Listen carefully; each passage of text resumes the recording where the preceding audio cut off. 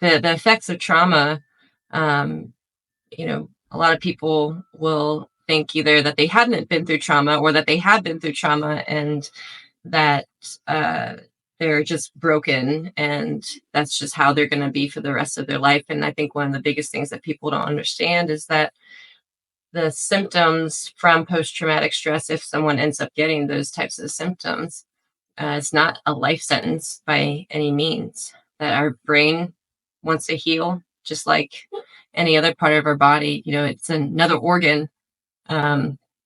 Just like any of the other organs in our body, you know, one of the things that I'll explain to people is that, you know, if you're a kid and you're climbing up a tree or you're playing outside and sure, at one point or another, your skin got cut or scratched or something like that.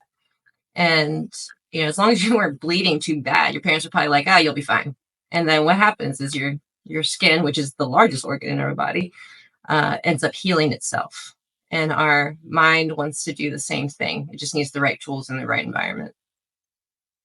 Yeah, being in the right environment, having the right tools are two very important things you just mentioned that a person would need. If you had to say, weird question incoming here, which one would be more important, the tools or the environment? Or are they equally as important?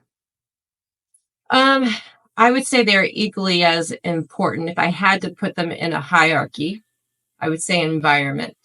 It's hard to heal when you're not safe or you perceive to feel in the perception is an unsafe environment, whether that is physically, emotionally, mentally, spiritually.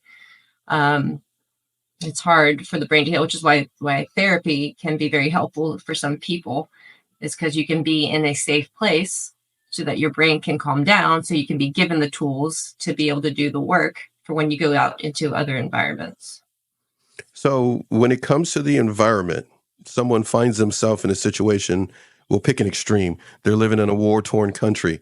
Mm-hmm. They're having to live under maybe not an extreme here in this case, but living with an abusive father or mother or whatever the case may be, and they can't move away from that. How can they then let tools become a very important part of the hierarchy of recovery? Yeah, well, I think, you know, and maybe we should define what tools are, right? Because that's an abstract terminology there. So it's the skills given so that you can regulate yourself emotionally. Mm-hmm. You can rewire different neuro pathways in the mind through ways of thinking, behaving, being.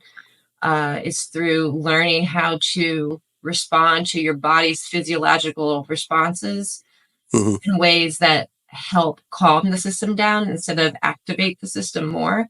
And so when we can learn these skills and apply them, then it becomes easier to manage the situation.